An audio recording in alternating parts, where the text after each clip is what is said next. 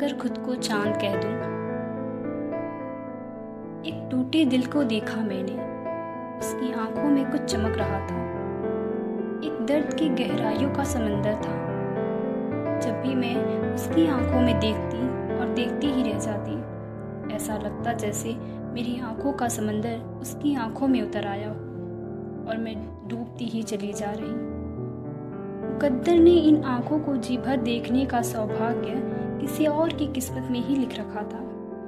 फिर न जाने मेरी नजरें उससे क्यों टकरा गईं और देख कर लगा ऐसा जैसे मेरे जख्मी मन को किसी ऐसे ही जख्मी मन की तलाश थी। वो मुझे शीशे के टूटे हुए टुकड़े जैसा लगता, जिसमें मैं अपने टूटे हुए मन का अक्स देख पा रही थी। जब पहली बार उससे मुखातिब हुई तो लहजे में उसकी एक कठोरता देखी।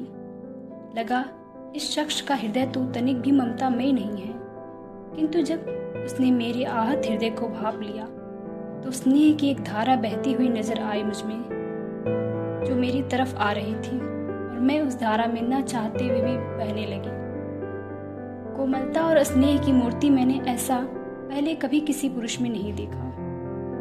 मुझे उसके बारे में कुछ भी ज्ञात नहीं, लेकिन देखकर लगता कितना करीब से जानती हूँ उसे। एक जगह उसका लेख देखा था, लेकिन उस लेख का मर्म समझ नहीं पाई। ऊपर की 2 लाइनें ही मेरे समझ आई, लेकिन दर्द हर पंक्ति में छिपा था, ये साफ नजर आया। फासला बहुत है, शायद वो मेरे हिस्से में नहीं। आसमां कभी जमीन के हिस्से आ सकती है क्या भला? महज हसरत की एक डोर बच जाने से कोई किसी को पूरा कहाँ मिल जाता है, वरना ये आसमान पर दिखने वाला चांद का आशियाना जमीन पर भी हो सकता था। चांद तो हर किसी का महबूब है, पर चांद का कोई महबूब नहीं। सिर्फ तन्हा रातें हैं उसके हिस्से में और घना अकेलापन। वो चांद तो काट ले रहा अपना तन्हापन।